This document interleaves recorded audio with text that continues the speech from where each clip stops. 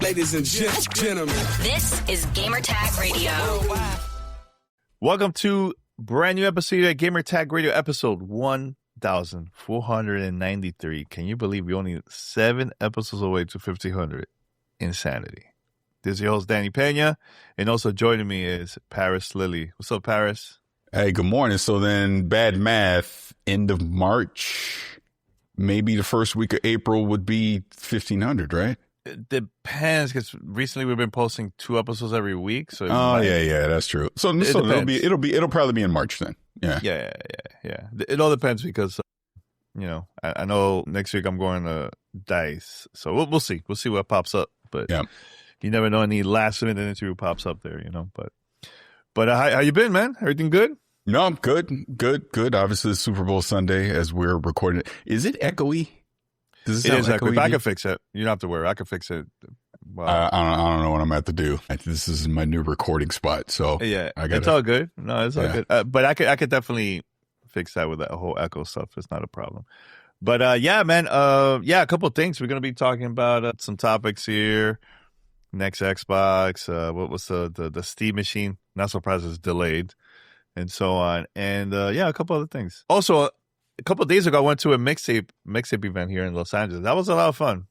I got to see a lot of friends there, hang out. I got to talk to the creator of mixtape. Make sure to check out the interview. It was really, really good. We had a great conversation. And I also got to play the game again, but this time they had 2 new levels that wasn't available at Summer Game Fest. Did you get to play this game at Summer Game Fest, Paris, or no? I did not.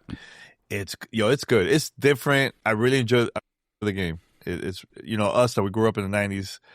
This is something I think we're going to enjoy a lot, especially the soundtrack is awesome, man. It's more rock based, but it's still good. Loved it. I think you're going to like it a lot. It's really cool. Cool story. I even told Johnny, the creator, I was like, man, I could definitely see this as like a TV show, a TV series, or something. Have you been talking? He's like, you've been talking. I'm like, all right, that means yes. Yeah. So yeah. Are you excited to check it out? I really am. I'm bummed I had to miss the event. Just work's been crazy the last few weeks, so unfortunately I couldn't make the trip up to go to the event. But yeah, I'm really looking forward to it. So I can't wait to play it. Yeah, shout out to Annapurna Interactive and also Tarabuna PR for inviting me. It was cool. You know what? One thing that I found out, there was no date. Still no release date for the game. Usually when there's events like that, it's closer to release, but they had zero information about release date. I don't know why, but I would imagine you try to get that out first half of the year, because we know once you get into the past summer, it is going to be chaos. So so hopefully, I would say probably by May, hopefully the game's out. I mean, even with this month alone, coming February, it's insane. There's so many games every week, multiple games coming out. So yeah. By the way, I saw some news that shout out to Xbox Era. I saw them that they're gonna go multi-platform, like everything. I know they changed the name to the website and everything. So, and I believe they reached 300 episodes. Congrats! It's hard. They reached that amount of episodes, man, for any podcast. Is really hard. But yeah, I noticed that they announced that they're going multi-platform, and I get it. I get why they did that. We did that way back in the early days of GTR. And I remember at that time, people were like kind of making fun of us. Like, oh, you're going multi-platform. Yeah. Hey, we still around. It worked out. I think at that time, people didn't really get it. Why? For me, I felt like it was important for us to do that because we could have more conversations of all about gaming. It also helped us to connect with other companies to, get reviews, opportunities, and so on. But the most important thing for me was just conversation having with you and with Pete, Mandy at the time. Well, actually, you were not even around. You weren't even, I think you were still doing Uncle Gamer when we did that back in those days. Yeah. But the reason also, I noticed that some of our members the crew at the time were playing other things, not Xbox. It was like, let's just talk about everything. Might as well just go like that, man, So, yeah, go ahead. No, I just, that's why I was laugh. Well, first of all, congrats to them. Day One is the new name of their website. I got to hang out with them a lot during Gamescom this year. Obviously, good group of guys, really good. John, Jesse, and the crew. it just makes sense. And look, people are going to take their little silly shot. Oh, Xbox is dead and all that stuff. Like, I mean, we hear it. Like, to your point, we've covered all games 15 plus years at this point. I mean, it's, you made that, like you said, you made that switch before I joined GTR, which that was in 2013. So that's just how long it's been. We cover all games. Obviously, we talk about Xbox. We like Xbox, the whole thing. But I just think it's good for any site to just talk about the game. Stop worrying about the platform that they're appearing on. I mean, sure, you might have a preference for a platform, right? And you might deep dive more into talking about that platform than you do the others, but it is healthy to talk about everything. Trying to lose my train of thought slightly, but like I said, we've talked about everything. We have for a very long time. I obviously, with Xbox doing the switch, you know, people, at a point I was going to bring up, Kind of Funny, essentially Kind of Funny did the same thing last year because stopped doing XCast and we stopped doing PS I Love You XOXO. And instead they just do Gamescast, and whatever the topic of the day is, that's what they talk about. It doesn't matter if it's PlayStation or Xbox or Nintendo or whatever. You just talk about the games themselves. And obviously, if there's a big hardware reveal or a big service addition on the platform, of course you're going to talk about that stuff. But you should talk about everything. So congrats to them for doing that. And I think their site was already doing well. I think they're going to do even better now because you're going to get even more people to want to come to the site and check out your reviews and your commentary. Yeah, no, 100% agree. And, you know, even though we made a change, it was kind of hard at first because we still kept the name. It was hard. People were like, wait, but you're Gamertag Radio. I'm like, yeah, but we talk about everything. Remember PlayStation, but your name's Gamertag Radio. I know. But no, shout out to PlayStation. But they invited us to multiple things. And, you know, I know they sent you products and stuff to review and talk about on the show. Yeah. Hey, mind your business. First of all, it's public knowledge. You posted it online, so there you go. And also, I went to New York a couple of weeks ago for Nintendo. You know, like I went there to try all the games that's coming out in a couple of weeks or soon on Switch 2, and it was fun. See, it's good to make change, man. People don't see the bigger picture. That's how I see it. But no, and again, 100%. Like to your point. You know, before the Switch 2 even came out, you went to that big event. I was lucky enough to go to the LA event for you. Just went to the thing this week. We've done obviously multiple things with PlayStation and, you know, do stuff with NVIDIA. Like, it's video games. Talk about the games themselves. Exactly. Capcom obviously is doing a ton of stuff more recently. Square Enix, it's like Ubisoft, obviously we've done a ton with them over the years. It's like, I just care about the games, man. Look, we went to the Battlefield 6 event last year. You know what I mean? EA. So it's like video games. Worry about the games themselves and not the ridiculous console war stuff. Look, I look at it this way. And Xbox may have made a very drastic pivot that caught some people like myself off guard because I didn't think they were going to do all this. You're from Paris. You're from. Now that the dust is settled, okay. Like when they did the Dev Direct, I did not bat an eye that Forza Horizon 6 or Fables on PlayStation. At this point, all that stuff is expected. If you're a fan of Xbox and still thinking a game is not going to show up on another platform, you're fooling yourself. They put in everything. And it wasn't Matt Booty, it was Craig Duncan. Craig Duncan had that big interview a couple of weeks ago where he essentially said the only thing that's stopping them from putting games on other platforms is the size of the studio and the time and the resources that they have. If they can day and date a game on multiple platforms, they're going to do it. If they don't have the time and resources to do it, just like Forza Horizon 6 is going to show up on Xbox and PC first, then it's going to come to PlayStation later. You know what I mean? That's the only thing stopping them. South of Midnight is another example. Twitch and all that, was it a year later? Because Compulsion is a tiny studio and they didn't have the time and the resources to be able to put it everywhere. So, but end of the day, you play the game where you want. Who cares? You know what I mean? Yeah. And then that's all that matters. It's give me quality games. That's all I care about. I really could care less where they show up at. And look, and shout out to those that have their branded sites. Like I know, shout out to Go Nintendo, Kevin and everybody were there. There's a couple other ones, man. PlayStation blogs and podcasts, and it's fine. It's your decision. Like, do whatever you want. At the end of the day, we're all talking about games. It doesn't really matter, you know what I'm saying? So, but speaking about games, Paris, your thoughts about this rumor that's been going around about Xbox? Is it officially coming out 2027? Is it going to get delayed? Like, because I know Steam Machine got delayed, and that was recent. We just heard about that, and still no price for that. I personally think that, take your time.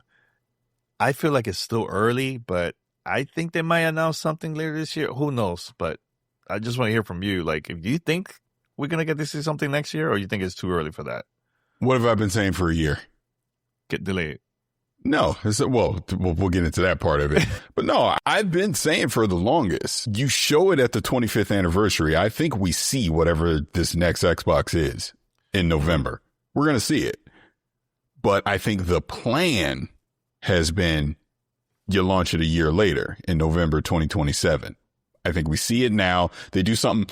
I think, okay, let me just give them a full thing. I think they do something very similar to what they did when they revealed Project Scorpio. If you remember that, back, what, 2016 or whatever it was, where remember their initial reveal was they got a bunch of devs. Cause I remember it was like Todd Howard and some other people, and they were kind of talking about the potential of the hardware and what they're going to be able to do with it as far as making games. I think we get a tease like that where you're going to start seeing that, yes, developers are already starting to make games for this next Xbox, and they tease it. Maybe they actually show what it looks like. Maybe they don't, but they're at least going to talk about it at the 25th anniversary, expected holiday 2027. Now, with all the RAM shortages, again, Lisa Su, head of AMD, obviously came out this week and pretty much confirmed, oh yeah, we're going to have the SoC ready, for a launch window in 2027. So that pretty much tells you if these RAM shortages and all the crazy stuff that we're seeing right now, if that doesn't delay it, I think that's to target. But with that all said, delay all of this stuff. If that means I got to pay a ridiculous inflated price because RAM is super scarce and super expensive as a result, not to mention whatever PC parts, chips or whatever wind up being just astronomical prices because the supply chain, is super short because of this AI stuff. If everything goes right, because I think Sony even said they've made some deal, they're going to be able to get a bunch of RAM. So who knows when the PlayStation 6 comes out. If I would assume Microsoft has done something similar, then yeah, I do think we get it holiday 2027. I think we see it later this year. Holiday 2027 is when it's out. But if the shortages affect it, to your point, look, I tweeted it the other day. Everybody should get comfortable with the hardware they got right now. Just get very comfortable with it. Don't expect any new thing. And look, I get the enthusiasts are out there. They don't care. They'll spend whatever. I am a cheapskate. I ain't trying to spend all this crazy amount of money. And look, we already know the next Xbox is going to be expensive anyways, because they told us that. But expensive to me is like $1,000, maybe $1,200, maybe. And even that's crazy to me. But if we're talking $1,500+ for this next Xbox, man, delay it. Just delay it. If the reason that it costs that much is because of the RAM shortages, just delay it. That's what I say. Same with the PlayStation 6. This generation, and I've talked about this before, this generation is honestly barely started because of the pandemic and just everything that's gone on. Games have been so delayed. I mean, bro, we're just now getting Fable. They showed Fable in 2020. I know. That took a long time. So look, I don't think anyone's would shed a tear if you don't get the next Xbox and the next PlayStation until like 2029 or something crazy like that. Because look at the pipeline of games that are still coming that, regardless if a PlayStation 6 or another Xbox comes out, is still going to be playable on your Series X, your PC, and your PS5.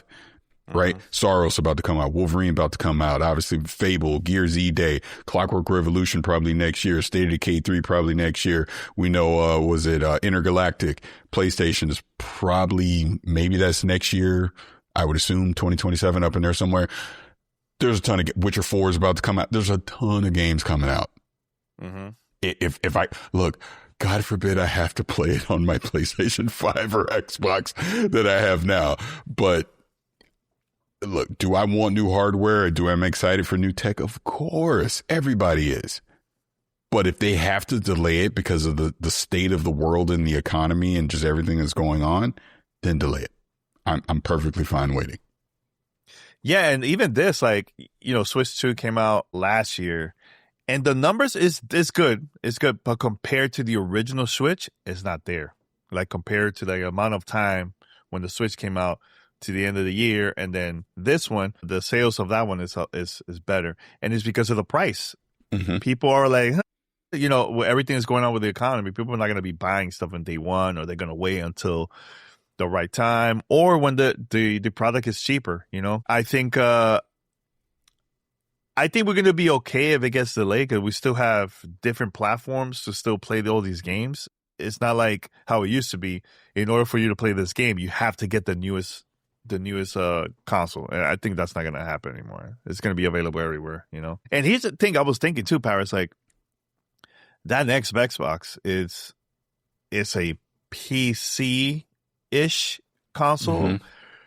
So what Xbox has now with the S and the X, that's going to eventually go away, and they're just going to focus on making games for PC, but everywhere else. You get what I'm saying? So for the Xbox brand, you still could get it potentially on PlayStation and Switch 2 or whatever, So I think we're gonna be okay, man. It's not like the end of the world if it gets delayed. Now, my question to you, if it does get delayed, when is the right time to release this then?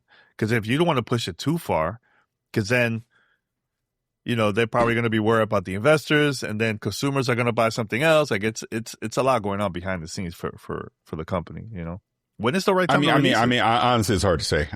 I don't know, because it just depends. If you're delaying it because of shortages, then you can't put it out until you've come to a resolution for the shortages. You've made some kind of supply chain deal to be able to get them.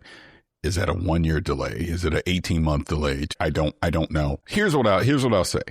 I think ultimately these companies are going to figure it out, so that I do think here's what I think. I think the next Xbox will come out holiday 2027. I do. I think they'll figure it out. I don't think PlayStation was coming out, the PS6 was coming out in 2027 anyways. I think that's more of like a 2028 type of thing. What did PS5 just sell? They've shipped 91 million or whatever it was. There's a lot of PS5s out there in the world. It's going to be very hard to get people to now say, all right, now I need to go buy the next one. They're going to, because we're already seeing it now with the PS4. They're still trying to get people off the PlayStation 4, let alone get them on the PlayStation 5. So I don't think you're going to see people make that jump very quickly, in the next 2 years to go to PS6. Of course, the enthusiasts, the hardcore, of course they will. I'm just talking about the average person that got a console, because if the games are still playable on my PS5 or my PS5 Pro, why am I buying a PlayStation 6 that quickly? PlayStation's probably better off waiting till like 2028, in my personal opinion. Just because there's just so many out there in the market. Whereas Xbox, as we have seen over the past couple of years, they're not selling, and they're not trying to get you to buy one either. They're not putting them, they're limiting the supply that's out there. They've raised the price to the crazy amount. Right. So they're almost like, look, if you got one, great, but we're not trying to get more people on this hardware, because we want people to go buy whatever this next thing is. And even if they don't go buy it, the games will be on the PlayStation. They'll be on the PC. You can stream it on the cloud as well. So I think that's their strategy. And let me say this while I'm talking. Yeah. Because obviously you see a lot of nonsense out there online. You got to understand. And you can pull all the things that I've said 4 or 5 years ago. Fine. Hold me accountable to it. But when you get new information and you see what they're doing as a business, Xbox, PlayStation, and Nintendo, all three of them are doing different things. That's where we are. They're not playing the same game anymore, right? Nintendo clearly a long time ago said, look, we ain't trying to compete on the power narrative no more. We're just going to make affordable hardware. We're going to put our games on this thing, synergize it with our hardware. And look, Switch came out. Boom, here you go. PlayStation obviously is still doing more of the traditional thing with exclusives and all that. You buy the hardware, all those things. But they're even saying, hey, we're going to put our games on a PC. We'll put a live service game on Xbox. We'll let you stream it from the cloud. They're experimenting with it. What was it? They had said over $2 billion they've made from other platforms. They're not going to stop. That's money. I don't care what the percentage is. That's still $2 billion. That $2 billion finances them to make other games. That's how that works. Anyways, and Xbox, obviously with all the acquisitions they made, Bethesda, they were staying exclusive. Activision, wait, you spend how much? Oh no, y'all got to start making some money. So put it everywhere. And that's what they've done. And they've de-emphasized exclusivity. Essentially, exclusivity for Xbox doesn't exist anymore. And like we asked the question a year ago to Phil, all right, why am I buying your hardware? He's saying we're going to do something unique with it that you'll want to go buy it regardless if the game's exclusive to it or not. We will see if that turns out to be true. But the point I'm trying to make is they're not all doing the same thing anymore. The things that the way we grew up with video games where exclusivity, you had exclusivity to go buy the hardware. Xbox isn't doing that anymore. PlayStation is pretty much doing it, but even them saying, hey, if you're willing to wait, you can go play the game on PC. We're not going to stop you. And Nintendo's the only one that said, no, you're buying the Switch if you want to play this game. So you just got to look at it that way, man. And when you look at it that way, just logically, reasonably go, okay, I have choice. I can choose where I want to go play. If I don't like what Xbox is doing, go buy a PlayStation. You can go play the Forza Horizon 6 on the PlayStation. That's what they've told you. But if you like what Xbox is doing, you like the flexibility, the Game Pass and the services and buy the game once with Play Anywhere and go all this stuff, go do that. If you love you some Mario and Donkey Kong, go get a Switch. I mean, that's all it really comes down to. The rest of the stuff that we see, is just noise when it comes to that. People not liking change, want their gotcha moment or want to hold on to something that in 2026 is irrelevant. It just is. Regardless of what it was 5 years ago, it's irrelevant today. Yeah, you know what? I know this thing reminds me a bit when the Xbox 360 came out first in PlayStation. That was something that Xbox was doing at that time. They wanted to be the first before the competitor comes out. And having this console to come out first, or they're trying to come out first before the PlayStation 6, I think that's what they're trying to do.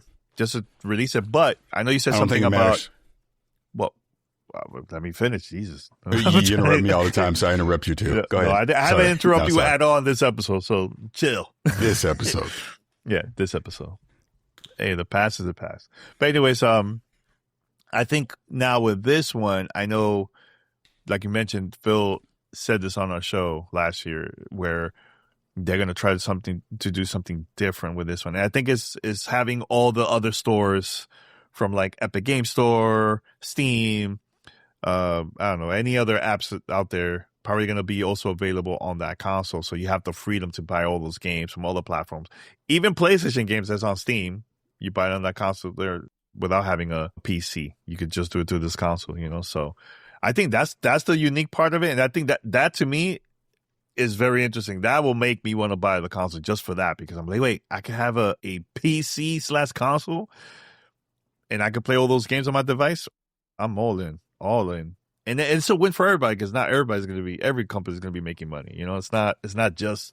Now, how's that going to work though, Paris, with Xbox, similar to like the PC, having all those stores also available there? Do they even get a cut at all, or just nothing at all? Do you know? No, if Steam and the Epic Store on the next Xbox, which is 95% confirmed at this point, then if you own a game on Steam, then no, Xbox doesn't get a cut of that. Then they get a cut because you bought it through Steam. Steam's still going to get their cut. Epic is still going to get their cut.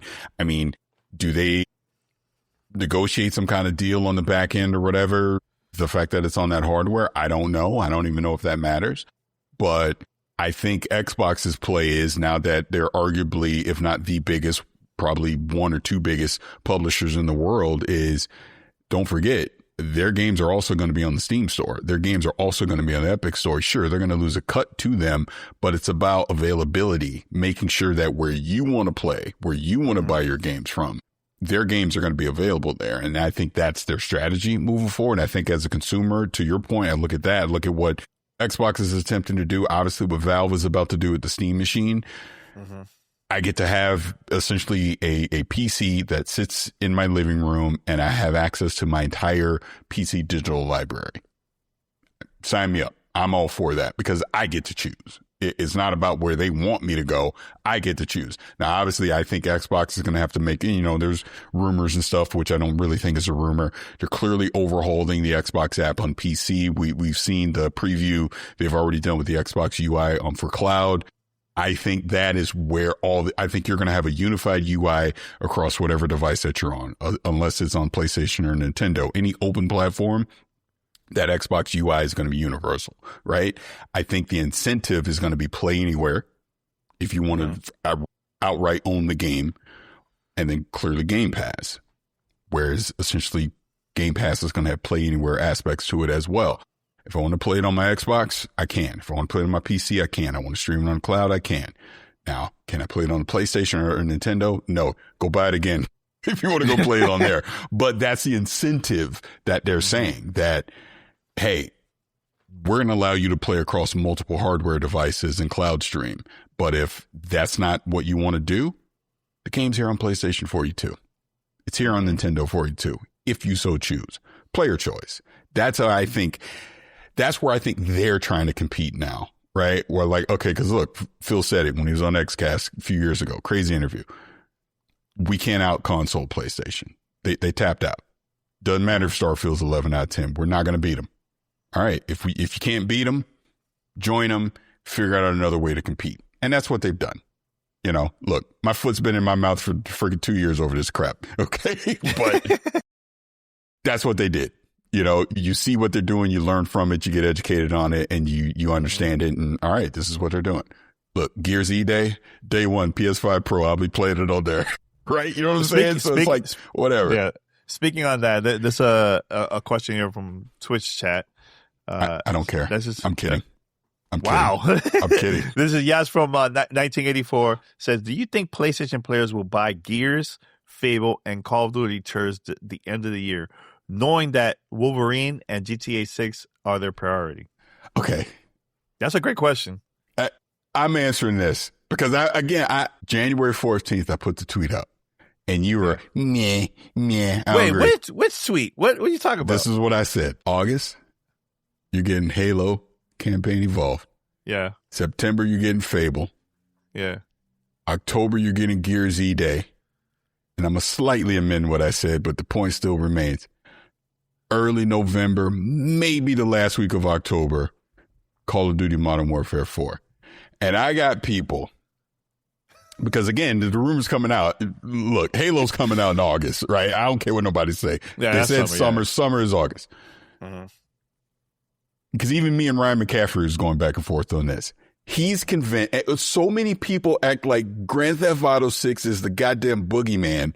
Oh no, you can't put out anything in the month of October or November. Why? So you're trying to tell me, I'm asking you this in the chat. You're trying to tell me, because you're not putting Gears Day out near Grand Theft Auto 6. That I get. That's why I say October. You're trying to tell me if Call of Duty Modern Warfare 4 is everything that we've heard the whispers of, that this is a return to form, is going to be one of the really good Call of Duties. You're trying to tell me that game can't come out 2 weeks before Grand Theft Auto 6 and it's going to fail. It's going to flop. Like people are telling me it's going to flop. Are you kidding? It's Call of Duty. It's Call of Duty. If there's any IP that can withstand a Grand Theft Auto release, it's Call of Duty. And if it's a good one, why would you, because here's my thought is, why would you cram Gears Day and let's just say Fable, Gears Day, Call of Duty? Essentially, those three games are coming out around September, October-ish timeframe. That's what it seems like, right? Why wouldn't you give Fable time to breathe, which would be September, and then give Gears Day time to breathe before Call of Duty and Grand Theft Auto 6 come out? Why would you put Call of Duty and Gears Day close together? That doesn't make sense to me. Again, if I was Matt Booty, you know what I'm saying? This is the conversation I would be having about release windows right now. If the games are ready, why can't Call of Duty stay in its traditional time slot is all that I'm saying. I don't see a panic move. Look, I may or may not have got some DMs from some people. Oh no, they put Call of Duty out first week of October. I'm like, there's no that's way. way too early. I was like, they're not doing that. Until I'm proven wrong, I think the earliest you see Call of Duty is the last week of October. That's my thoughts. That was a very long way to answer the question that, because I think all those games are going to come out with enough space between them that if you're interested in them, you're going to buy them all. That's what I think. I agree with you. If it was like Gears, Halo, all those games getting close, I'm like, whoo, that's not good. But Call of Duty, I think Call of Duty is going to be fine. Now, let's just say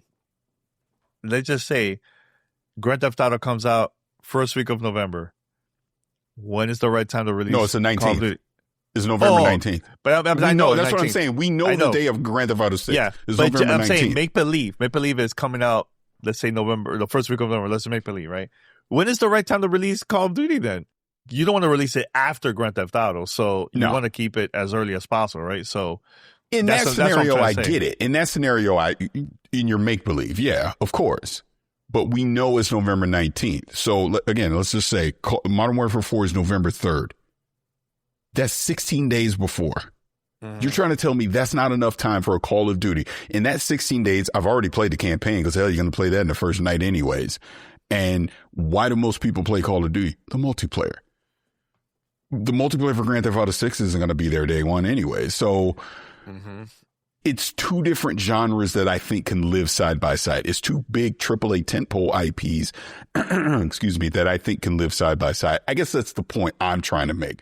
I just think people are going very extreme with Grand Theft Auto 6. Of course, it's going to be huge. It's going to be just this transition. What's the word I'm looking for? I'm screwing it up, but it's going to transcend just traditional gaming. It's going to be everywhere. Everyone's going to be talking about this. I get it. But that doesn't mean that a Call of Duty has to, we got to release a month before we normally do to stay away from it. I just don't believe that personally.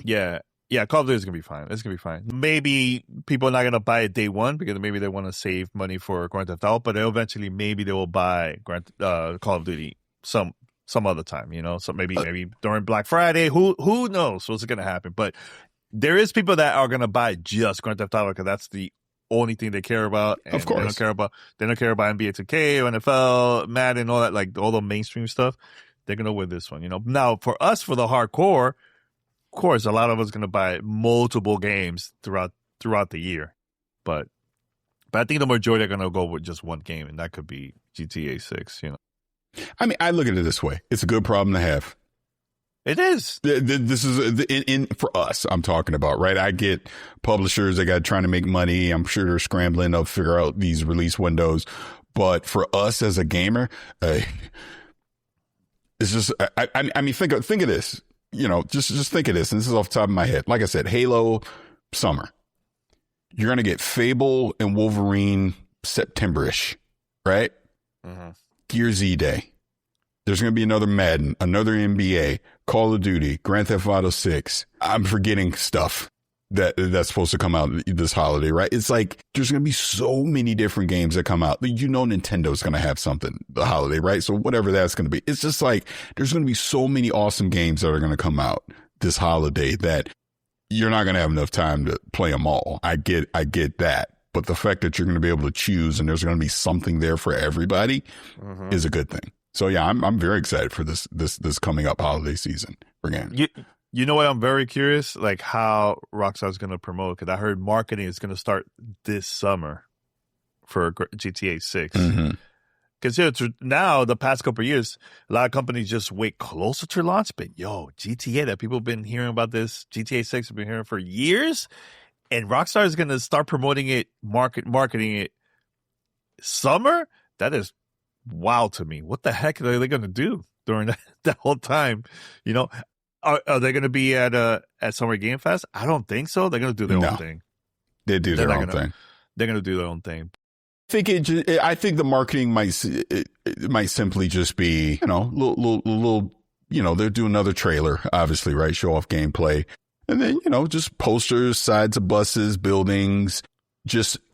Let's just keep it in the conversation. You're going to just keep seeing GTA 6 and then you get to that late September, October stuff, you really kick it in, and then right on into November for launch. I mean, like I said, this will be the biggest video game launch probably in history. I don't think it's crazy to say. Because I think because to the point, not only are we interested in it, there's people that traditionally don't play video games that will go pick that game up. They will literally go buy a PlayStation or an Xbox or whatever just to go play that game. So it's going to be a big deal. Don't get me wrong at all. So I understand now all that.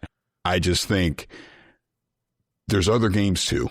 People have to play, because like I said to one person online, so because he was like, oh, you can't release nothing there. It's going to be a flop if you put it out. I go, okay, so you're telling me no one should release a game the entire month of November then. That's what you're telling me, which is not going to happen. And that's my point. That's not going to happen. There's going to be other games that come out in the month of November. I get it. You're not going to put anything on November 19th. That would be insane. I also think that's why Halo is probably coming out August, summertime, because you don't want to release that on November 15th for the 25th anniversary because it's going to get buried. Sure, you'll talk about it on November 15th, and then the next day, everyone's like, well, I'm just waiting on Grand Theft Auto 6. That's what will happen, So that I get. You don't want to put anything out the week of Grand Theft Auto 6, but I think getting a big game that has its own appeal and its own huge community a couple weeks before, I think it'll be fine. That's my point. Now, on that side, Call of Duty, yes, it's going to be fine. But those PlayStation owners that now they're getting Gears of War, E-Day, Halo, and all these other games in the future for that platform, for that console, are they even going to buy that or just wait until Call of Duty and GTA 6 to come out? Because, it's a lot during that time coming. And I get it. I know Xbox is releasing this summer and those other places, but let's say a game like Gears of War, October. Why play that game? And you could still buy Call of Duty and GTA 6 in November. Like, why go in that route? And you could just wait. Is that going to affect the sales of that? Because remember, Gears of War that just came out for PlayStation 5, was it last year? The numbers is not there compared to Forza Horizon 5. It's not there. Like, it's sold okay. So let me ask you this question. Why are you looking at me like that? So, like, I just said I would ask you a question. Jesus Christ, I didn't even do nothing. When I pull up the calendar, because I want to be correct on this. Yeah. So let's say Gears E-Day comes out on October 6th, or let's say October 13th. You trying to tell me I don't have an Xbox. I don't want it. Yuck. I don't want an Xbox. Right? Wow. Yeah, I'm Clip that, somebody. Put it out. I know. Clip that, please. You know they will. People were like, see, he's a traitor. Yeah. Oh, I'm a lot of things. Yeah. But to my point, I don't have an Xbox. I have no desire to get one. I've never played Gears of War. I didn't even play, the one that just came out last year, Reloaded. So, by going by that logic of what you're saying, so, and again, I'm trying to just have a real conversation, talk about this, not being funny. When is Wolverine out? Is that September? I'm assuming September. That's just me. Yeah, it could be October. Let's just say Wolverine comes out around that time too. You could be right in the sense of, if I'm not a hardcore Call of Duty guy, or no, sorry, not a Call of Duty, but if I'm not a Gears of War guy, maybe that's not something I want to spend time on in the month of October, because I got Wolverine. And I know I'm getting Call of Duty and GTA 6 on the back end. So you could be right on that. That could be a thing. Well, I'll just wait till it goes on sale. I'll go play it later or something like that. I think that, to me, that's the biggest hurdle that Xbox is going to, like, I think, and this is why I also think E-Day is probably the Dev Direct at the June showcase. I think they got to market the hell out of E-Day, believe it or not. We're there. People watching this right now, we're there day one because we love Gears of War. You got to try and now convince an audience that has never played Gears of War to want to go pick this up. So you really, look, Coalition, they got to be cooking with Crisco, showing it off on Unreal 5, showing how great it looks. I know this is going to upset some folks. I think you show it on PlayStation. I do. I do. Well, like I a state really of play, do. state of play like that. I don't think you do it at the showcase, but I do think I need to see it running on a PlayStation 5. I need to see it running on the PS5 Pro. Show off how good this game is going to look on the new platform where it's showing up, because essentially Gears E-Day is damn near like a new IP. Same with Fable, to be honest with you. It's the same thing. To convince people that, yeah, I want to go pick this up. I want to go play it when it comes out. So I do think marketing wise, they're definitely going to have to really sell people that are not familiar with Gears of War on E-Day, and why you want to care about Marcus and Dom, why you care about Emergence Day, all these things, the Locust, all that. So we'll see. And this goes back to the whole point of this conversation. There's just so many freaking games that are coming out, towards the end of the year that, they're all going to be screaming for your attention. So you really got to do something to stand out. Whereas a Grand Theft Auto 6 and a Call of Duty, not so much, because they're known entities. They're things that are going to sell regardless. Look, as much flack as Black Ops 7 has gotten, still sold a lot. Look, not as much as you normally expect for a Call of Duty, but for any other game, they did pretty gosh darn good, and this was considered a very weak Call of Duty. So imagine you come out with a really good Call of Duty with Modern Warfare 4, it's going to sell well. And obviously Grand Theft Auto 6 is Grand Theft Auto 6. But I know you brought up Gears E-Day, but I think this applies to Fable too, just bringing that into the conversation. I thought what we saw at the Dev Direct was fine. I'm there day one. You got me. But again, I played Fable back in the day. I know what Fable is. Look, there may or may not have been a YouTuber that may or may not have had a little something with back in the day. He was talking about it because I saw a clip of it. He's never played Fable, and he was confused on why you did certain things. Why are you getting married? Why are you doing he didn't understand Fable, right? So to him, it didn't seem appealing. And regardless of whatever you think of that dude, I think it's valid in that you got to educate a new audience on Fable, because there's a lot of people who have not played Fable. There's a lot of, not everybody old like us and played Fable back in the day. So it's damn near a new IP too. So not just a PlayStation, I think the Xbox audience too. There's a lot of people on Xbox and PC that have not played Fable. And now you got to explain that IP to them, the appeal of it, show it off. So to that point, I think Fable and Gears E-Day, Xbox is going to have to do a lot of work on that to show off those games, to get people to understand what they are and to be excited about them, because people watching this right now, that's not the audience they need to convince. We're getting it day one. They need to convince other people that have not touched these franchises and don't understand what the appeal is supposed to be for them. Yeah, and here's the thing. Out of all those games that you mentioned, I'm a little bit worried about Gears of War E-Day because of that. Because one, Call of Duty and Grand Theft Auto coming around around that time, right? Fable, Xbox could play around with it, move it around, whatever. But but having it that close to Call of Duty and GTA 6, that's scary. That's for Gears of War. And here's the thing: Gears of War doesn't have the buzz how it used to be when it came out during the 360 era. It doesn't have that buzz like that anymore, man. And like you were saying about Fable, it's been so long. Of course, there's a lot of young people that have never played Fable when it came out during the early days of Xbox, and it's been so long. But I can see Fable being a success more than Gears of War because of the time of release when the game comes out.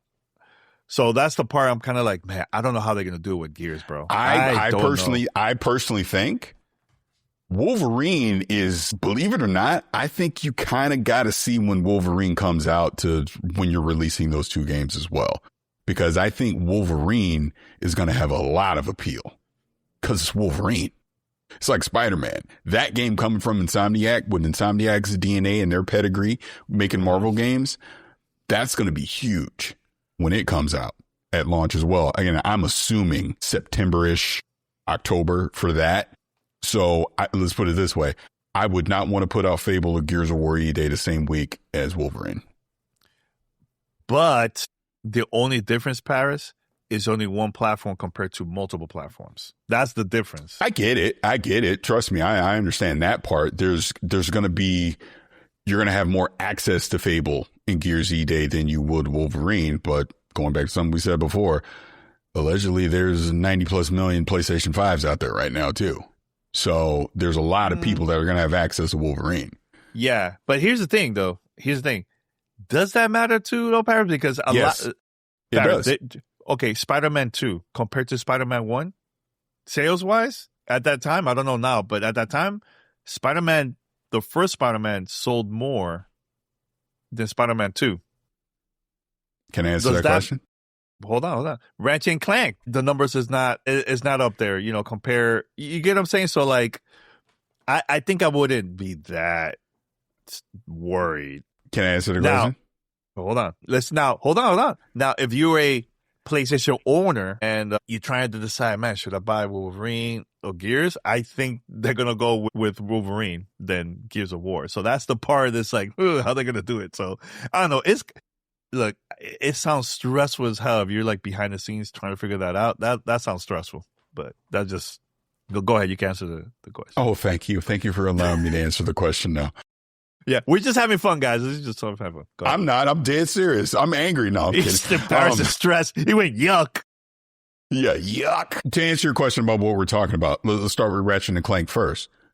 You have to remember, Ratchet and Clank, when it came out, PS5 only, right? Yeah. There's probably 60 million more PlayStation 5s people own now than they did when Ratchet and Clank came out.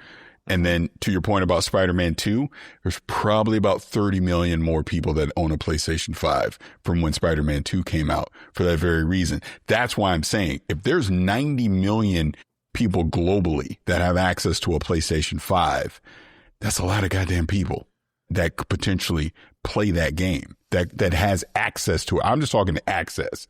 I'm not saying they're going to run out and buy it. I'm just saying it's available to that many people. So I do think that matters. And it's Wolverine, probably the second most popular Marvel IP behind Spider-Man. Yeah. That's all I'm saying. Like I said, I would not want to compete. Like I said before, I feel like Fable and Gears E-Day to a PlayStation audience is damn near a brand new IP. So do I want to compete head to head with something that's known for the same consumer to go pick up? If I'm a PlayStation guy and Gears E-Day and Wolverine both come out in the same week, I'm picking up Wolverine. That's what I'm saying. Because I know Wolverine. I know Insomniac. I know what I'm going to get from that. I'll wait for reviews and pick up Gears E-Day later.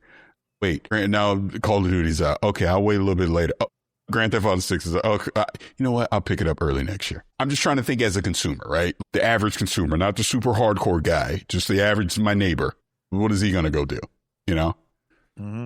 Now, I feel like this conversation is fascinating, but how can Xbox convince people and also the newcomers to buy Gears of War E-Day? Is it the story? Show it a lot.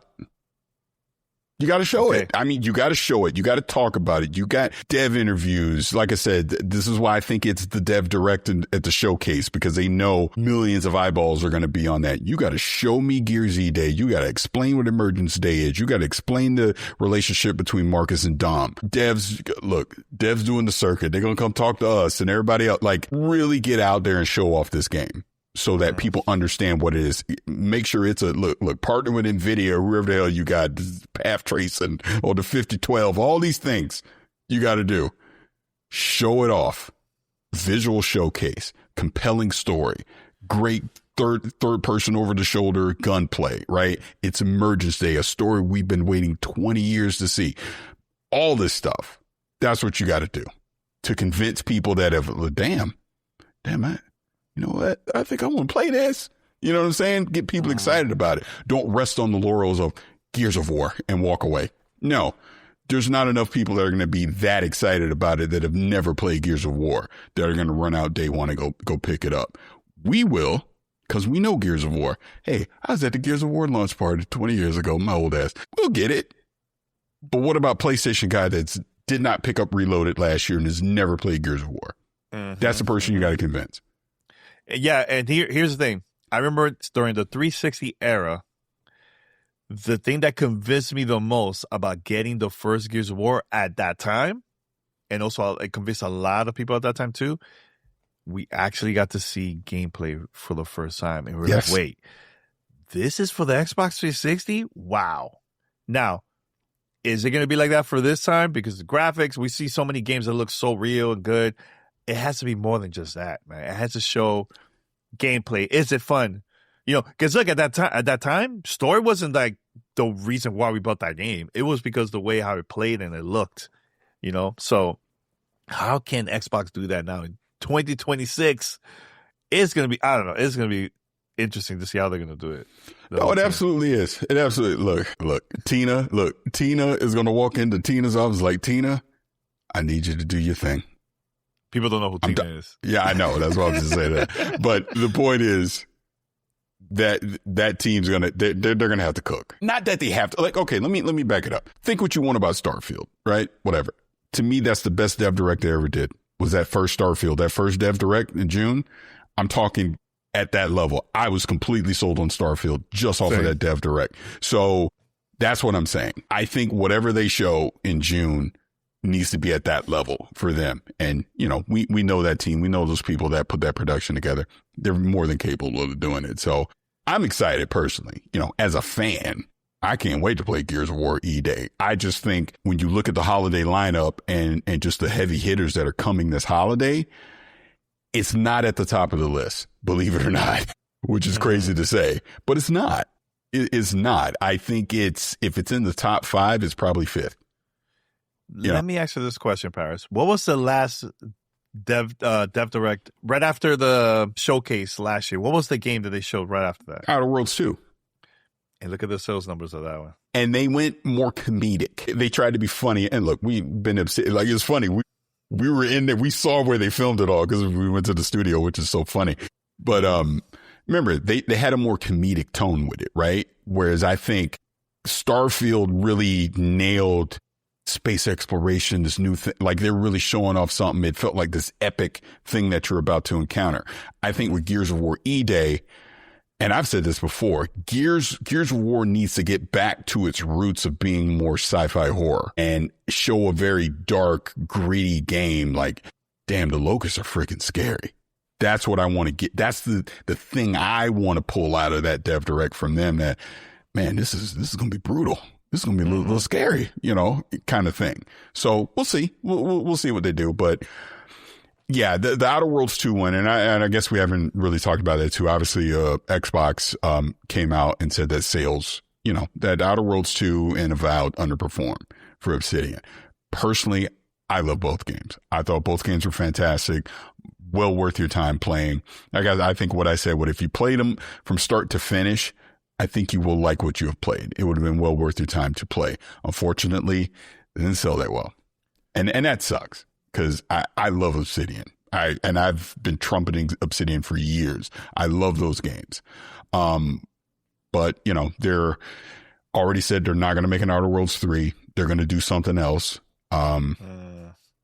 Pretty sure it's not going to be New Vegas 2. So we'll see what the next thing is from Obsidian. But a little bummed to hear that. Obviously, Grounded 2 has done great, but technically that's still early access. It's not a 1.0 game. But they're a fantastic developer. So a little bummed to hear that it underperformed, but I think if you have the chance to go play the Outer Worlds 2 or Avowed, go do it. And Avowed's about to come to PlayStation 5, I think, next month or something, too, as well. So is it March? I thought it was this I think month. so. Oh, March? Oh, yeah, no, it might be. Is it this month? Yeah, I know it's pretty soon. It is disappointing because, I love both of those games. That game was, and also got nominated at Game Awards. I can't remember exactly what was the category, but yeah, like people got great reviews, both games. Like, what else you could do? I feel like nowadays there's so much competition. There's so much. It is hard to convince. It's hard to convince people, man.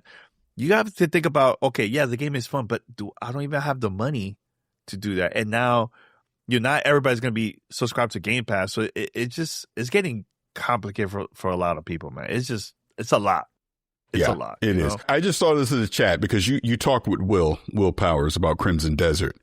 Yeah. And look, it's so funny, just timing and everything. I've had a few different opportunities to preview it, and every time something happens and I haven't, I know you talked to Will. Will's kind of done the circuit, talking like Destin and some other people. Is what, like, everything I've seen about it, I'm like, man, this looks ambitious as hell. This big open world that they're doing and all. I've seen like the combat video, all these things. I'm absolutely there day one to go play it.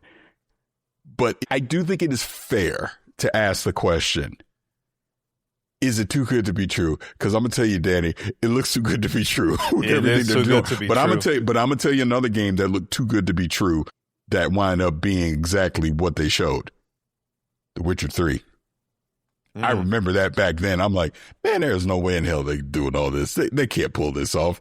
And look, it had some technical bugs at launch, but the core game of what CD Projekt Red was doing with The Witcher 3 is absolutely what they showed back in 2013 for it. So I'm looking at Crimson Desert and it just reminds me a lot of that. I'm like, man, if they can pull all this off at a high level, it is going to be one of those sneaky, I didn't see it coming kind of games for a lot of people, I think. So I'm definitely rooting for it. I want it to be great. You know, I know some people are concerned about not seeing console gameplay. I do think they need to show it, of course. I mean, look, again, bringing up CD Projekt Red, obviously, it's Cyberpunk. We need to see what the console versions are going to look like. But the PC version obviously just looks amazing. I'm rooting for it.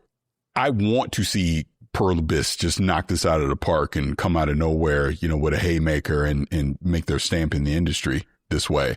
Because like I said, this game looks ambitious as hell. Like I'm looking at it, I'm like, is this real? But okay, they say it's real. Here's the thing though, Paris. Like I got to play the game, was it last year or 2 years ago? I can't remember exactly when I got to play it. Probably last year. No, it was 2 years ago. Was it the Game Awards? The Game Awards. Because I missed that one. Yeah. I got to play it. I had a great time, but it was only a small portion of the game. It wasn't like me going anywhere. I was fighting against some bosses, mini bosses too. I had a blast. Yeah. But here's the thing, Paris. One thing that you mentioned a few minutes ago. Every version I got to see, that version, I know it was at Summer Game Fest last year. And videos and everything, it's always been PC, but we haven't seen anything console. And that's the part I'm a little worried. I'm like, man, I want this game to succeed. Like, it looks ambitious as hell, but why not show the console version? Well, it goes back to a convo. Remember, it was us. We were having this. Weren't we having this convo with Pete or something about when? Yeah, a couple weeks ago. Yeah, about when to show. I think it's that, in that you want to put your best foot forward visually. So, of course, you're going to show the PC version. But I do think, again, before launch, you need to show me the Xbox and PlayStation version of these games. And I know someone is saying in the chat about PS5 Pro and the PSSR 2.0 could be under NDA, so they can't show that off yet. That could be valid point as well, because we know that's about to come too. But you got to show it. Before I'm putting my money down to go play this on a console, I need to see it running on a console, or I'm not, or you're going in with blind faith at that point. So I want to see the console version before, like, I'm going to play it on PC, but you get my point. People are going to play it on console. I want to see it on console. Ooh, Xbox Series S. That's going to be rough. But this is my point. I want to see it. Show me what it looks like. Here's the thing. Companies don't want to mess up, especially now with this hype of that game. If they show something that is not good, it will ruin the whole marketing. It will ruin the messaging. People are going to say, oh, that's the PC version. Because a lot of people are not educated. So it's something that I know why they haven't shown the console version yet. But CD Projekt Red did that. They did show Cyberpunk console version. Remember? And everyone was like, oh. But they didn't. They did, but they didn't.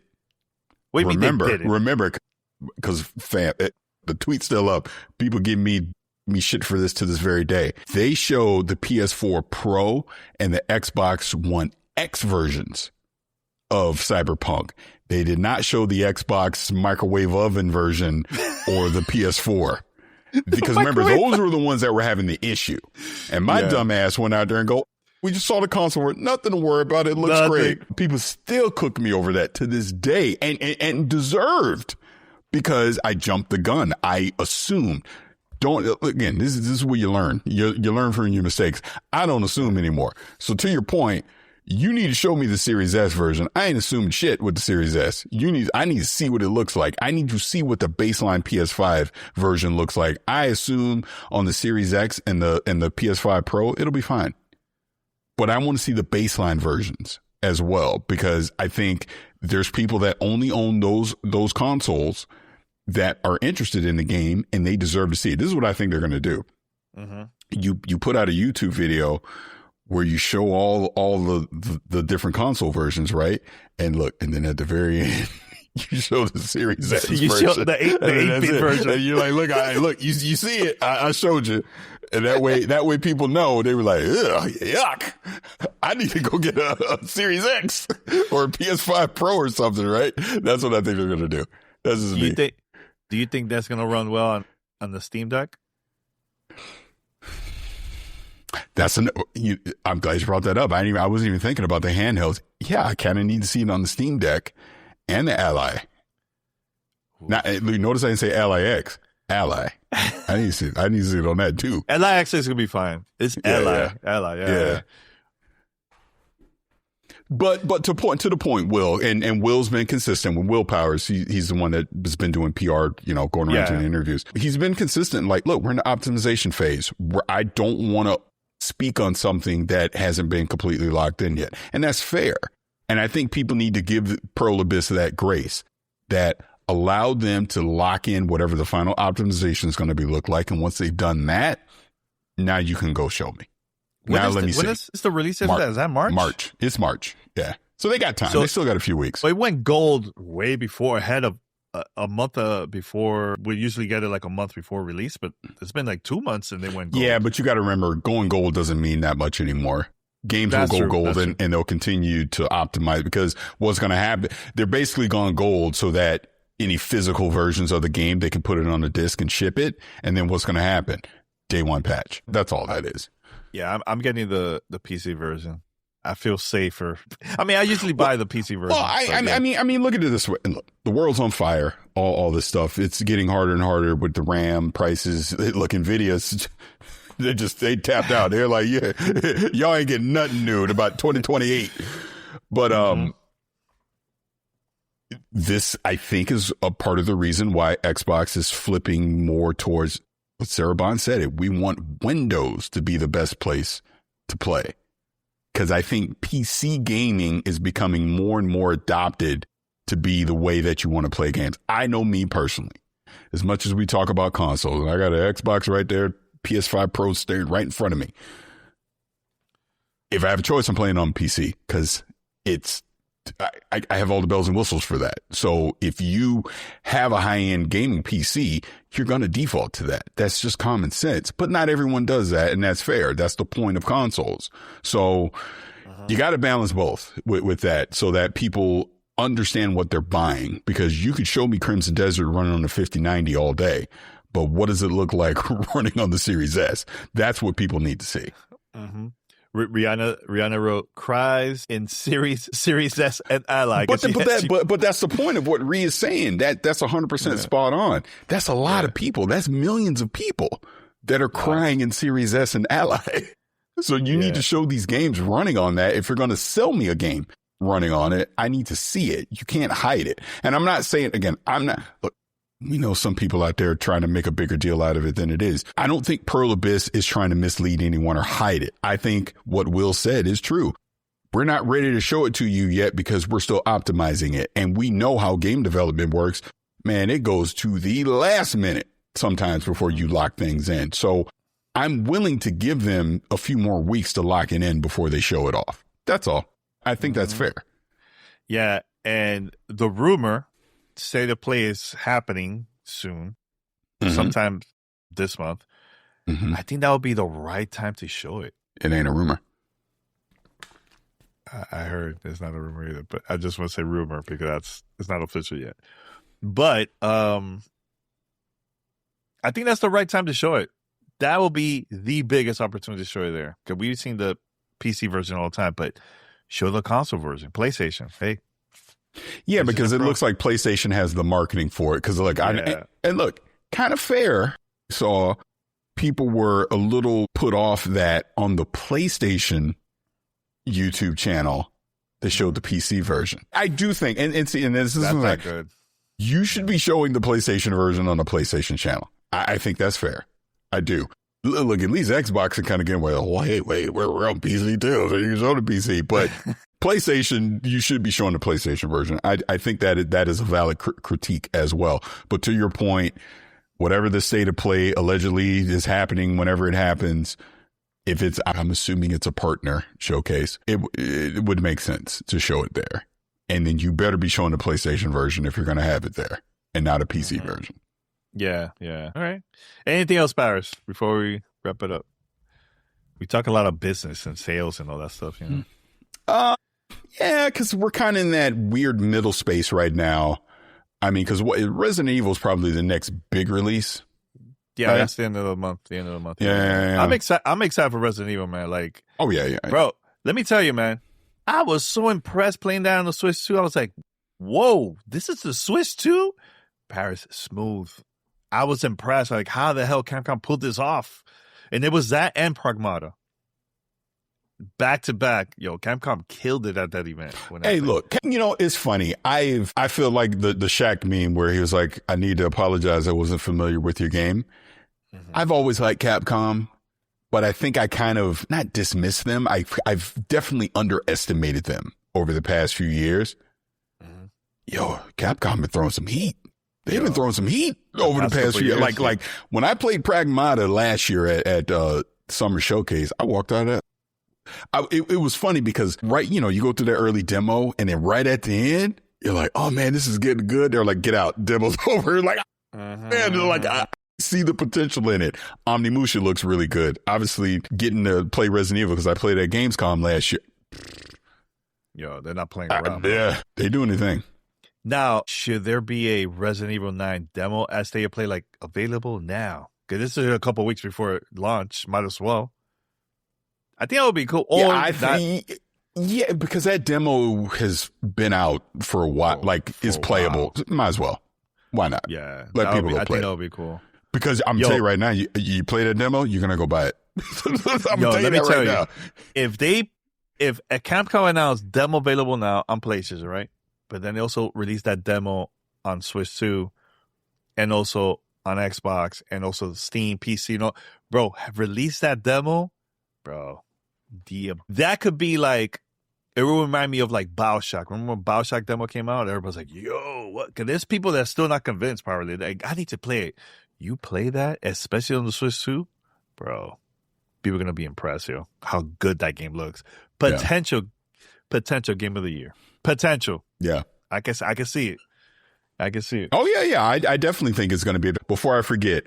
Yeah. So I was talking with Trey, my son, the other night. He started playing Halo in chronological order. So this is why it's funny. He was playing in chronological order. So he started with Reach. And then he went to Combat Evolved, and then Halo 2. He's about to start playing Halo 3. But it was funny talking to him because he started with Reach, and then he went back to what? to what? And he was like, whoa. He was like, it just completely threw him off. And I just laughed because I go, yeah, I mean, that was Bungie's last Halo game was Reach. And at that point, all the lessons learned, all the refinements, Sprint was in there, like all the, armor, like all the things that they have done. And he was like, yeah, Reach was the best story. It was the best gun, like all that. I was like, yeah, because Bungie had figured it all out by then. So them going back to the beginning, he was seeing how he's like, oh, I can kind of see where they were I see where they started with this. And he played Halo 2 and the dual wielding and all that. And you could hijack vehicles. He was like, oh, this is when they started it. So this has been fun. He hasn't played Halo 3 yet.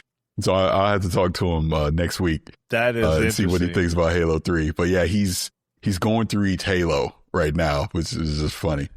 Do you think, before we wrap it up, if he would have started playing it at campaign involved right after Reach, he would have tapped out? Because that one has sprint. The other one that didn't have sprint. So it's no. You're saying the new one. The new one. the campaign. I think he'd have been fine because I explained that to him because he had saw me when I was, remember when we demoed it, when I played it. So I was explaining it to him that I was like, oh yeah. Now it has sprint in it and all that. He was like, oh, thank God. So he's actually excited to play Campaign Evolved, when that comes out later this year because he was like, man, I can't imagine how y'all were playing this back then. Yo, like that I time, was like, because at that time we weren't that's thinking what I told about him. sprinting. Yeah, we weren't. I mean, look, man, I remember when Perfect Dark Zero came out. That game didn't have no jump, and we were like, "Yo, we're so used to seeing games with you could jump, and you can't jump on that." So now playing a game without sprint, that's like wild to me. Wild. Yeah. And because he's playing because he's playing the Master Chief Collection, so he's playing the anniversary editions, right? Oh, the anniversary. So you could flip the button. So he's playing where they updated the graphics, and he was complaining even about that. Like, oh man, the graphics really dated. And then he said that right towards the end, he realized he could flip it to the original graphics from 2001. Oh, it's even worse. And he was like, oh my God, how did y'all play this? I go, back then?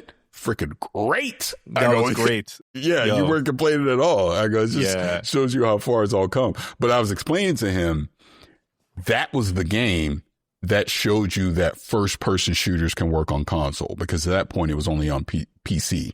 You really saw that. I go, that was the one that proved that you can do multiplayer first person shooters with a controller on a console, and it changed everything. So it's just fun that he's playing it. Let me tell you something, man. I remember playing Halo, the first Halo at the event in 01, and I had to use the big Xbox Duke controller, the Duke. And I wasn't, because look, I'm used to playing Perfect Dark and GoldenEye with one analog stick. Yo, when I had to play that with both analog sticks, it was weird for me at that time. I had to like really get used to it. After a while, of course, but at that time, it was rough. Like pointing up, and I'm like, I didn't know what the hell I was doing. I'm not a mouse or keyboard guy at all. You know? So like, but yeah. Well, I've told the story many times at this point, but like E3 2001 was the first one I ever went to. And, I'd show those pictures of me at the Xbox booth playing Halo, and it was so buggy. I was like, this Xbox thing is never going to work. Like, this is not going to work. Cause I was there for the GameCube. I was there for, Mario and Luigi's Mansion and all that stuff. And I remember just like, man, this Xbox thing ain't going to work. I had no care for Halo when the Xbox launched. To this day, I don't even know why I bought it at launch, because I didn't play it for a month. I just got it to get it because it was the quote unquote big game at launch. And it wasn't until a month later I put it in to play it, and I go, oh, wait, this is pretty freaking good. Wow. And the rest is history. But yeah, if you go back in time to 01, a lot of people did not think we'd be here 25 years later with Xbox. We just thought Microsoft was trying this thing. It ain't going to work. Nintendo, PlayStation, Sega. That was the thing. I still have that EGM issue, GameCube versus Xbox.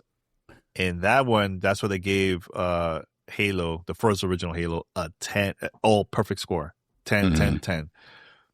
That part convinced me, like, yo. And I was a little disappointed. Like, man, Star Wars for the GameCube, it is good, but it's too short, like way too short.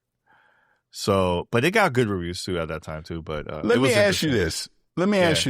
And we're still in the regular show, right? Yeah, regular show. Yeah. Hey, long for you guys. So I haven't seen the whole list, but I know IGN, Ryan, and all them. They did the top 100 Xbox games of all time, and I know Blessing and Mike were also doing one on Kind of Funny, and I didn't watch the whole thing, so I apologize for that. But I want to ask you. What do you think is the number one Xbox game of all time? And when I say that, I'm not saying something that had to have been made by Xbox Game Studios. It could have been something that was third party, that was quote unquote exclusive to Xbox at the time. That's a great question. So I'll tell you my top 360. Yes. Let's go with top four. Because this one is going to be kind of hard to put it in no order. Lost Odyssey should be there. Knights of the Old Republic should be there. BioShock, the first game, 100%. I think Halo 3. Mm-hmm. Halo 3. Halo 2, I think, changed matchmaking and online gaming forever. But, like, fun without bugs, because Halo 2 had way too many bugs, and the story was weird how it ended. I think Halo 3, in my opinion. Am I right with those games or no? No, I think everything you said is valid. I'll give you mine. And this is definitely my number one. Okay. And the rest, I don't really have an order, but this is my number one. Knights of the Old Republic. Knights of the Old Republic is the best Xbox game ever made, in my opinion. Ever made. Mm-hmm. After that, I think of Mass Effect 2. I think of BioShock. Yeah, Mass Effect 2, Yeah. I think a Halo 3. And then I feel like Gears of War 2. Oblivion has to be in there somewhere too. You know what I'm saying? Like then it gets a little murky at that point, because that's why I said games you could only play on that console, you couldn't play them on PlayStation at the time. So Oblivion was definitely one of those, right? Oblivion has to be in there somewhere. Yeah. I think Mass Effect 2 you could have played on PlayStation launch, I think at that point, but even still, that's where I played it, right? BioShock for sure. You could take your pick of the Halos, which one you want to put in there, but at least one Halo has to be in the top 5. For me, I think it's 3, because I thought it was the perfect culmination. I totally with you on Lost Odyssey. And that's what I mean. At that point, it's just your personal preference or how you want to mix and match them. But that definitely has to be in there. I think Gears of War 2 was the sweet spot for the series. For me, I'm forgetting an RPG. I know I'm forgetting an RPG I'm blanking on right now. RPG, but not Blue Dragon. Not Blue Dragon, no. Not Blue Dragon. Like, it had the potential, but it wasn't like... Yeah. That's a great... Well, it wasn't... I guess it's multi-platform, so I guess this really doesn't count. But I almost feel like Modern Warfare, man. But that's really... I don't think that counts, because that was everywhere. By that time. I wouldn't. Yeah. It had the exclusive at that time, like the marketing exclusive, but nah. I feel like the first Fable is probably top 10-ish. You know what? Tell the truth, I will not put Fable, any of the Fables up there, man. It's fun, but it's not like... That's like what I mean. All time. What about Project Gotham? Will you put... I know DR mentioned this from YouTube. Shout out to him. Project Gotham? I actually would say Forza 2. Forza 2. I think the second one was when they really started to nail everything community-wise. Obviously, the libraries with the custom creations and all that they had. I think Forza 2 definitely deserves to be in the top 10. Yo, Thirsty Panda said, Jet Set Radio Future. I love that game. I'll put it not in my top 5. I'll put it in my top 10, but not in my top 5. But it's a really good pick. Yeah, That's a really good pick. But for me, I mean, not even close. Nice Old Republic at 1. Because I was blown the F away with the twist. It was better than the trilogy, than the prequel. Yes, God. Oh my God. Yeah. Oh, and I know insane. I know Obsidian worked on part 2. It was good, but it was not 1. No, it was not 1. It was not 1. It was not one. That twist. Oh my God. I couldn't believe it. And yo, at that time, I was away from all the spoilers. So I was like, yo, no way. And that's what I was going to say. That, because the thing about social media didn't really exist back then. Unless you were like, like I said, unless you went to a message board or like, it wasn't spoiled for me. I just remember random night, I'm just playing and then it happened. And it was like, my God. Yeah. Insane. Was that the number 1 game on that list? Because I don't know. I don't know what the number 1 was, but that's what I'm saying. For me, I know Knights of the Republic's number 1 for me. Actually, I probably could pull it up. You should go. We're still recording, but I'm still curious. I'm very curious to see what was the number 1 game. I am so curious. Let's see. Top 100 Xbox games of all time. Let's see. Look, Knights of the Republic has to be in the top 5. Top 3. I'll go with top 3. Their number 1, I'm going to go from 1 and backwards. Okay. Their number 1 is Halo 3. I mean, for me, it's Halo 3. Number 2 is Mass Effect 2. That's a good choice. Number 3 is Grand Theft Auto 5. Number 4 is Gears of War 3. And number 5 is Halo 2. Yo, Knights of the Republic is not a top 5. BioShock is 6. I'm just going backwards. I'm reading it as I'm saying. BioShock is 6. Inside is 7. Forza Horizon 5 is 8. Combat Evolved is 9. What? Knights of the Republic is 10th. Crazy. Insanity. I don't agree with that. I don't agree with that. Yo, that's insanity. And I get they got the 3 Halo games in there. Okay. I have a hard time putting all 3 of them in there. Because I just feel like you're taking away from other games that I think deserve to be up there as well. That's why I would just default to say 3. And then, I would pick some other ones. I get it though. You know what I'll put up there in the top 5, top 10? Top 10, you know what I will put it that's not mentioned at all? Geometry Wars. That, let me tell you, that was the best $5 game that I ever bought in my life. That was I was playing that for years for that game. I'm looking at what they have. Well, I'll back up a sec. They had Oblivion at 12, but they got Splinter Cell Chaos Theory 13. That has to be in my top 10. That's in my top 10. That's my top 10. Oh my God. I freaking love me some Chaos Theory. Yeah. Oh my God. Was that the one? Because I know there was branded Xbox with the whole green and everything at that time. I remember that was like a big deal when that game came out. I remember going to the whatever year that was, the E3, and Ubisoft had a whole demo of showing the gameplay from it. I was like, oh my God, this is going to be the best Splinter Cell ever. Because remember, Spy vs. Mercs was in Pandora Tomorrow, and then Chaos Theory, they had the co-op gameplay. Yeah. That was Chaos Theory, and they had that demo showing it. I was like, oh my God, I'm in. This is going to be the greatest thing ever. Yo, what the heck is wrong with Ubisoft not releasing that game, yo? Like a new missed opportunity. Yeah. But they'll release cosmetics and all this other stuff in a mobile game, but not the actual game. Crazy. You know what? They got it 22, Left 4 Dead 2. I get it. You know what? I get it. For console, I get it. Yeah. For console, what about Portal? I think it should be up there. To your point, the orange box. Yeah.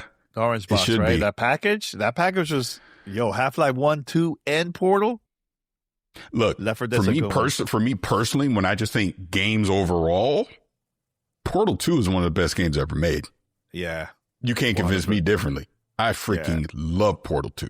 And then the mods, and I play that Portal Revolution mod that came out for it more recently. Just the puzzle complexity that bro, it's freaking great. And then if you get the story right, like Portal 2's story, Stephen Merchant, oh my God, he was hilarious in that. But it's one of my all-time favorites, for sure. What's now, for this generation, best Xbox Series XS game of all time?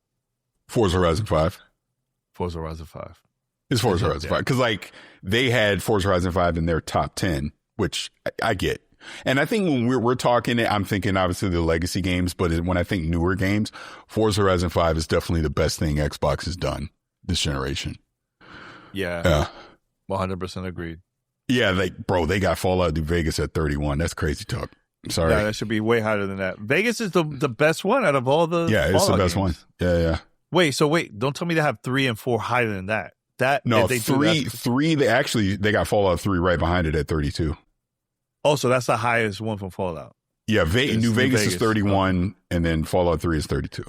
Yeah, that's crazy. All right, we're gonna wrap it up. This is a long episode, by the way.